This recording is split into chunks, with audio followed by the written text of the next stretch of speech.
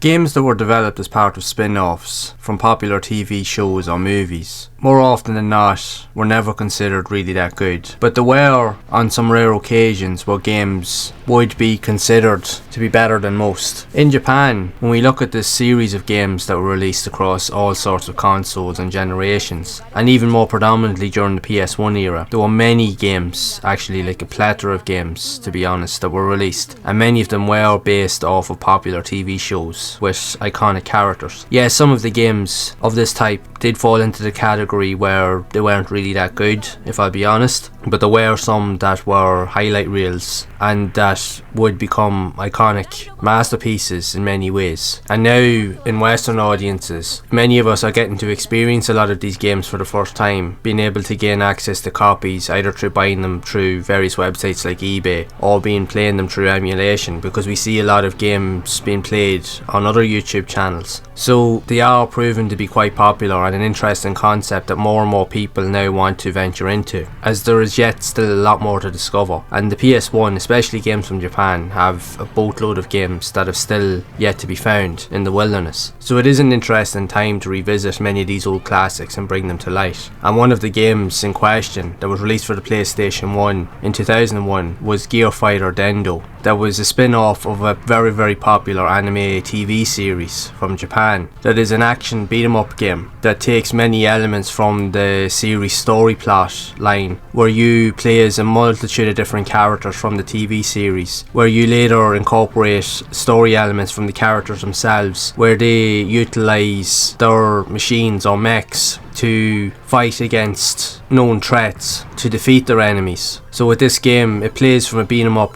perspective with a 2D kind of like side-scrolling element that you would have seen in very early games like on early 8 and 16-bit consoles, but has updated graphics to suit the 32-bit platform. So the game has its own individual story, seeing loads of alien-type robots or creatures invading towns and cities of Earth. So it is your job to put an end to the madness, so you have to utilise your mechs and machines and literally just beat the crap out of them until you can destroy everything that moves. The game has some really nice graphics and a unique visual style with some colourful elements that really suit the whole aesthetic and appeals to the TV series of its time, where you will play through a multitude of different levels, all with their own distinctive visual characteristics, where you will fight like on city or town streets all the way even into industrial kind of like buildings and other types of massive ships. And even with the gameplay mechanics, yes, you're playing as a mech and it is a bit on the sluggish side and slow, but you can utilise different moves to give yourself speed boosts, but you can also mix up different fighting styles and combat moves with punches, kicks, and a variety of different uppercuts and a load of other different special moves. Very similar to games like Mortal Kombat, Streets of Rage, Street Fighter, where you can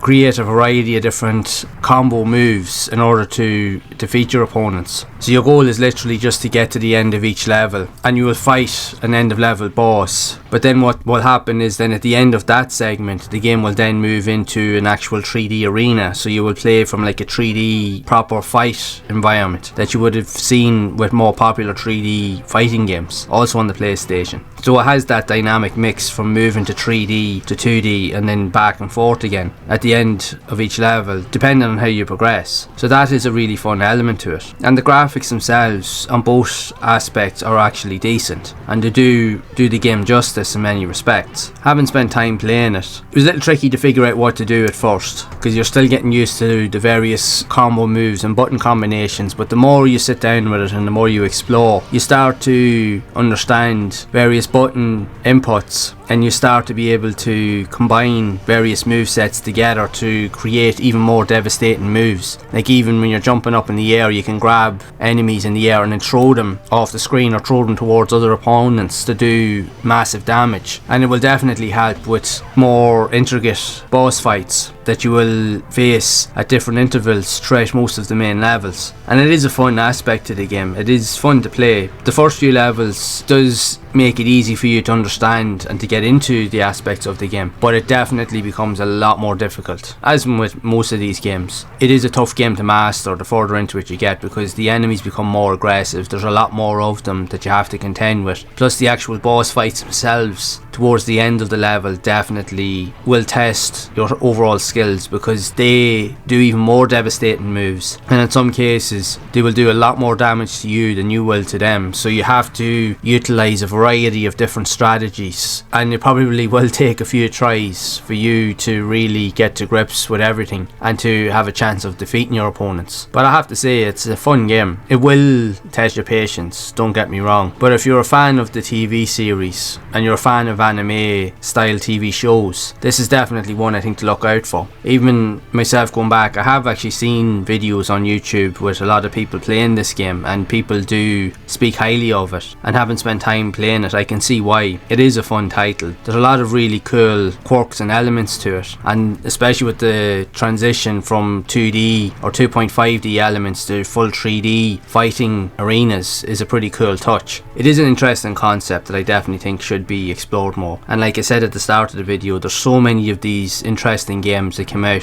from Japan only. Now is the best time to sit down and play them, and just to explore them and see what you think of them yourself. There's definitely a few hidden gems here that you will enjoy, and yet there's even more to discover, which I will definitely be aiming to do so over the next while, as the PlayStation really does have something for everybody, and it has way more titles than we even deemed possible. So we will be looking forward to exploring many of these titles in the near future. But I would love to know your thoughts of this game and what you think of it yourself overall. Are you familiar with this series that originated from Japan? Have you even played this game yourself? And if so, what do you think of it overall? So be sure to share it down in the comments below. And if you would like to see more content around other types of quirky and unique style games like this that were also released in the Japanese region for the PlayStation, then you can check out the videos here on screen, and even some of the other videos that I have covered on the channel already that looks at these games in more detail so that you can see them in action. And as always, keep those gaming memories alive.